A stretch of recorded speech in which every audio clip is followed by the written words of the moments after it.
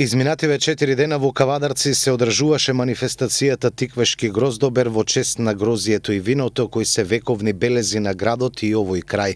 Дојдоа многу гости, се изеде многу месо на скара, а се испи значителна количина на вино. Сега е време да се средат впечатоците од празнувањето. Во саботата се одржа централната манифестација, која е белег на Тиквешкиот гроздобер, винскиот карневал. Карневалската процесија ја предводеа кралицата и кралот на гроздоберот. По нив следуваа настапите на 20 маски од училиштата во Кавадарци и маски од збратимените и пријателски градови на Кавадарци, од земјава и странство. Плоштадот и улиците каде се движеше карневалската поворка беа преполни. Учесниците задоволни од настапите, но кавадарчани коментираа дека темата на домашните маски била промашена, со ретки исклучоци. На едни им се допадна тоа што можеа да го видат, а други пак рекоа дека од година во година карневалот е се послаб и полош. Годинава за прв пат општината објави јавен повик за учество на карневалски групи од општината и награди за најдобрите, но квалитетот според мислењето на многумина го немаше. И годинава организаторот не обезбедил простор каде ќе можат медиумите непречено да работат и да го овековечат овој настан. За време на карневалот беа растурени летоци во кои пишуваше: "Имате пари за панорамско тркало, а немате за лозарите". На терасата од Хотел Балкан беше изведена герила акција и беше поставен транспарент со иста содржина, а наспроти централната ложа каде седеа делегациите и гостите на Кавадарци беше истакнат транспарент со прашање: "Што славите?". Карневалската процесија заврши со неколку минутен огномет. Тоа е најобјективниот извештај за винскиот карневал годинава, кој треба да биде белег на Тиквешкиот гроздобер, а дали беше, секој со свој впечаток. Коментарите кои се вртат меѓу кавадарчани се многу негативни.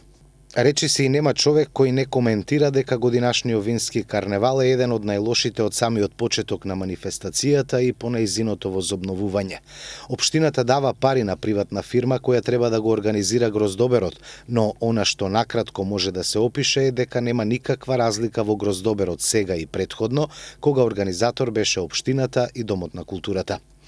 За подсетување, за прв пат Тиквешкиот гроздобер се одржа во далечната 1964 година и непрекинато оваа манифестација се одржуваше се до 1981 година, а ја организираше тогашниот агрокомбинат Тиквеш под покровителство на општина Кавадарци.